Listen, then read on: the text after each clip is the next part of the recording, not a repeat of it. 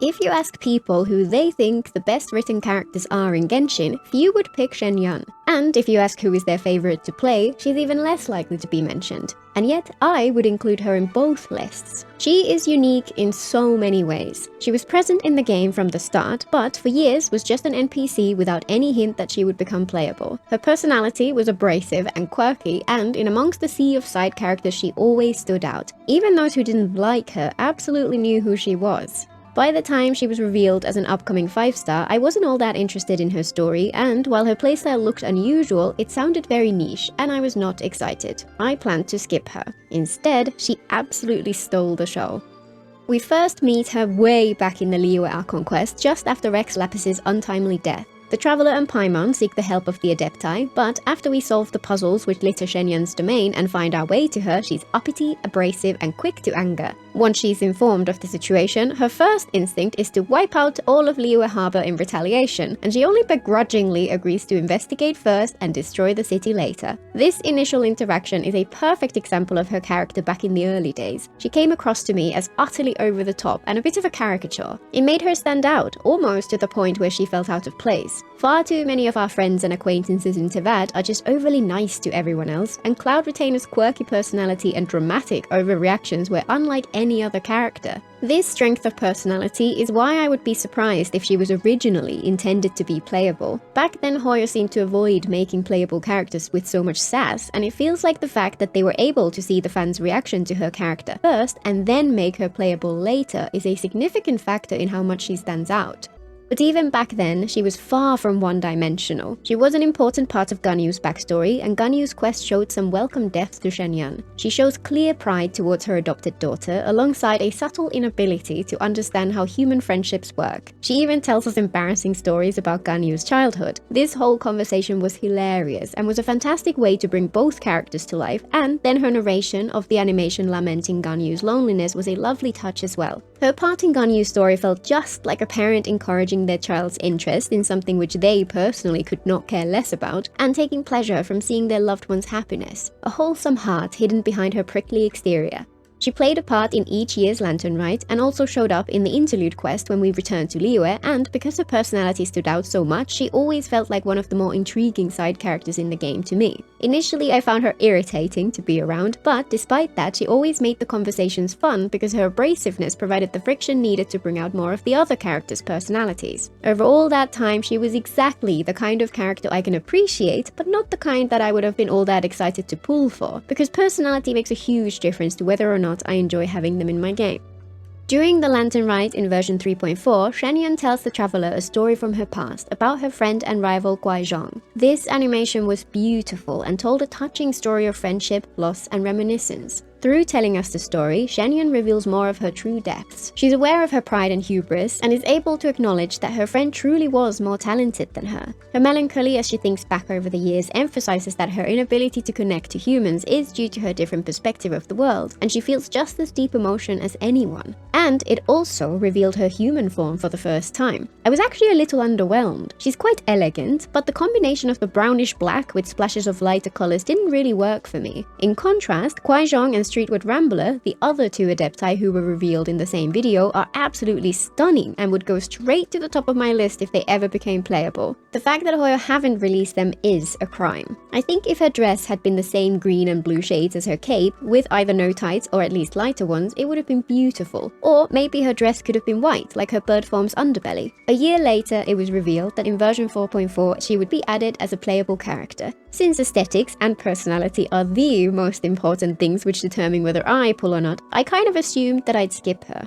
But then I played the Lantern Rite and then her story quest as well. Lantern Rite was centered around Garming and his fractured relationship with his father. Xianyun saw his pain and contrived a situation where the two were forced to travel together in the hopes that they would reconcile. While her meddling was arguably a little out of line, you could tell it came from good intentions, and in the end it all worked out for the best. I loved so much about this story, but Xianyun herself was an absolute delight. While Garmin's relationship with his father was the story's soul, Xianyun was its heart. And as if that wasn't enough to convince me, her story quest was fantastic as well. Once again, it showed her feeling compelled to help someone else in need, but this time the story hits closer to home, and by the end she herself came to the decision that it was time for her to make a change. Up until that point, she was still an outside observer meddling from afar, but it was time for her to take an active place in the world once more. The story was moving and heartfelt, and it felt like a true step forward in her personal growth, something rare in Genshin's quests. They did a fantastic job of keeping the essence of her character intact, emphasizing her quirks while fleshing out those hints of depth into one of the most lovable characters in the game. She remains awkward, uppity, and prideful, but as she lets us further into her world, her tender and caring mother bird side shines through. That moment where she truly takes the traveler under her wing was simply perfection.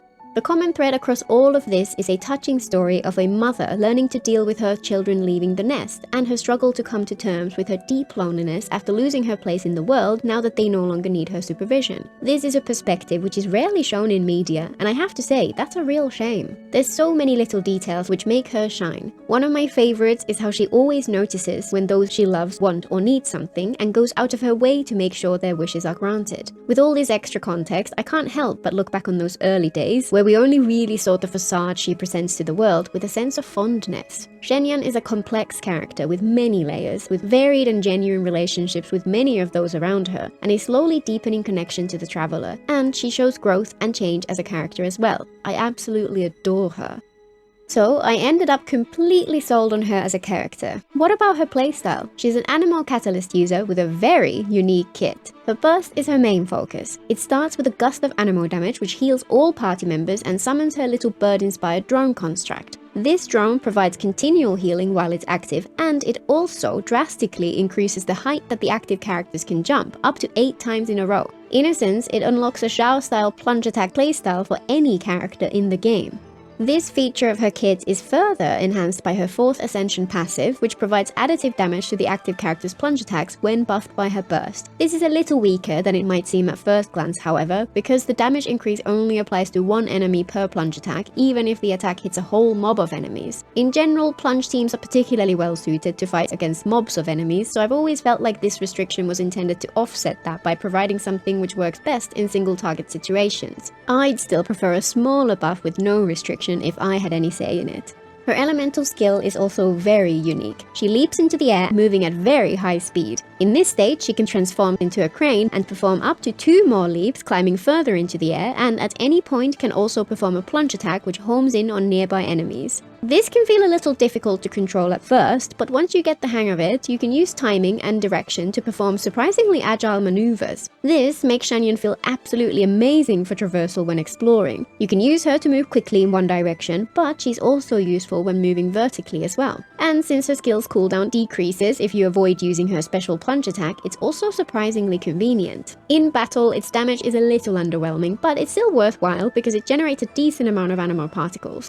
The other reason her skill is worth using in battle is her 1st Ascension passive. After you hit enemies with Xianyun's skill's special plunge attack, this passive provides a small buff to the active character's plunge attack crit rate. It provides a different amount of crit depending on the number of enemies you hit with her plunge, up to 10% if you manage to hit 4 at once. This is a neat mirror to her 4th Ascension passive single target focus, since it provides a slight advantage when fighting mobs of enemies. She's surprisingly effective as a healer. Mine heals somewhere around 10k per teammate team-wide, plus roughly 4k per tick afterwards for the active character, comparable to many of the best healers in the game. Even used exclusively for healing, she's a great option. However, her ability to unlock that plunge playstyle for any character in the game somehow overshadows her skills as a healer. Even though I've always enjoyed Xiao, I was skeptical until I actually tried her out. Plunge teams feel fast and dynamic, and from a mechanical gameplay perspective that can be very satisfying to play once you get the hang of them. I'd imagine it can get a little overwhelming if you prefer simpler gameplay, but for me, her teams provide a great balance. And since plunge attacks are often stronger than you'd think and lack an ICD, her teams can be very powerful.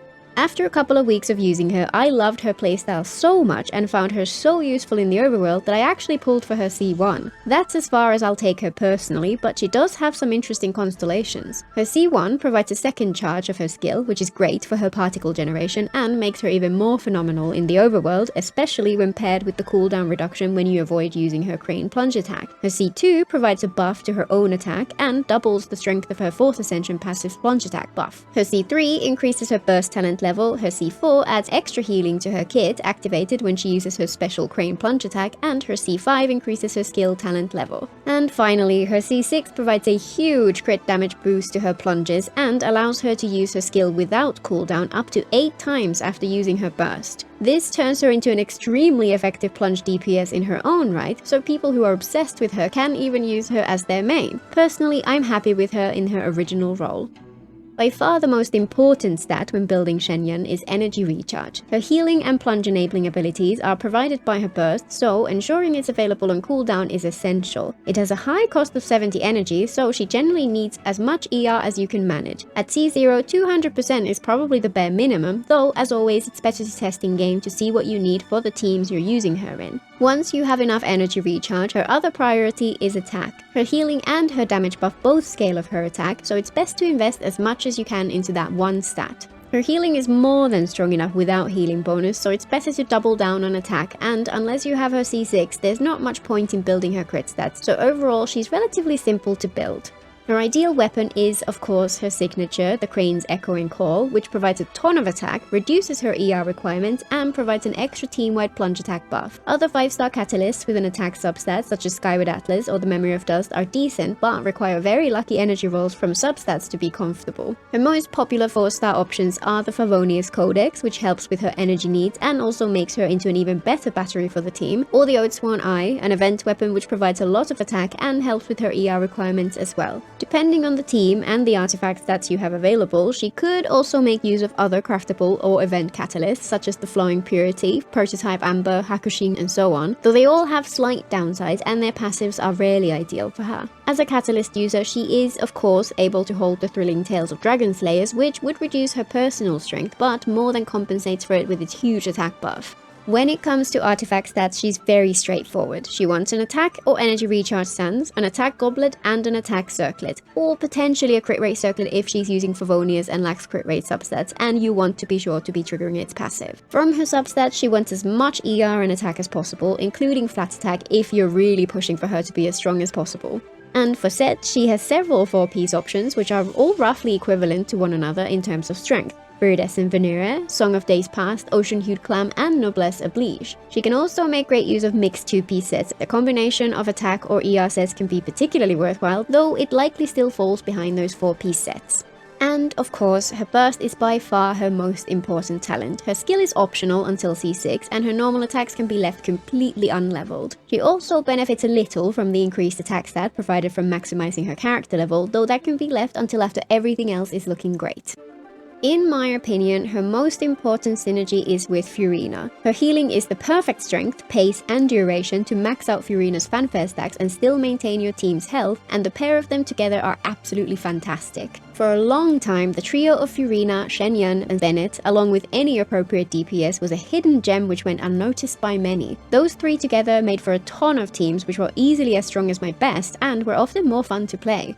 And while Benny has often been my go-to for that third support slot in those teams, Iansan may end up taking his place. The one downside to using Benny there is that the high mobility provided by plunge teams is at odds with the requirement to keep yourself within Benny's circle if you want to keep up his buff. Iansan then provides a fantastic alternative. Her buff can be of similar strength, and she actually wants to be played with characters who move around a lot. Her buff gets stronger when the characters move around, and vertical movement does in fact count, making her a fantastic fit in any plunge team. Benny has long been the one slight annoyance which made those teams feel less free than they really should have done. With Iansan, they're even better. Zhao, Garming, and Varessa all use plunge attacks as a key part of their kit. While they don't need Xianyun in order to unlock their main playstyle, they do still benefit from her buff. Out of the three, the one I've used her with the most is Garming, and he probably benefits from her the most as well. His plunge attacks during his burst tend to have a noticeable delay between them as the Suwani makes its way back over to him, enough time to add an extra plunge in there if you happen to have Xianyun on the team, greatly increasing his damage and fluidity. I've used her with Xiao a ton as well. He had been left festering on the bench for a long while since he was very much outclassed by newer characters, but adding her to his teams made him feel stronger than he ever had before. And while I haven't finished building Furina yet, I'm excited to try out that pairing as well. Since Xianyun enhances any character's jumps, she has a ton of options when it comes to the DPS slot on her teams. Claymore users are particularly popular since they tend to have the highest multipliers on their plunge attacks, though any form of elemental infusion can be very worthwhile. Plunge attacks don't have an ICD, and therefore can trigger a reaction every time. So in some cases, characters can trigger more reactions with this playstyle than they would be able to otherwise. Popular options include Hutawa, Diluc, Ayaka, Fremine, Noelle, Ito, or even Wriothesley, Klee, or Yamfei. One I've used on occasion in the Abyss is Navia. As a Claymore user, she has great plunge multipliers, and her skill provides a Geo infusion which further boosts her damage. With that top tier team, she regularly does 400k per skill shot and 100k per plunge, drastically increasing her damage output compared to her more typical teams. The only weapon type which she's effectively useless with is bow users, since their plunge attacks are weak and cannot be infused. Aside from that caveat, there are also many quirks of other characters' kits which would make them less suited for her teams. For example, characters designed for aggravate tend to be better suited by faster normal attack combos, or Raiden's infused plunges count as burst attacks and therefore don't benefit from Xianyun's added plunge damage. Regardless of how well each character synergizes with her, it's very fun to experiment and try things out to see what works and what doesn't. Xianyun is not necessary by any means, and your account would be absolutely fine without her. She's a great healer and works great with Furina, but so do many others. But despite that, she unlocks a fantastic and powerful playstyle for so many characters, which is surprisingly viable and very fun to play. She's a joy to use when exploring, resurrected Xiao for me, and made me want to try plunge teams with everyone else in the game. And as a character, she truly stole my heart. Until next time.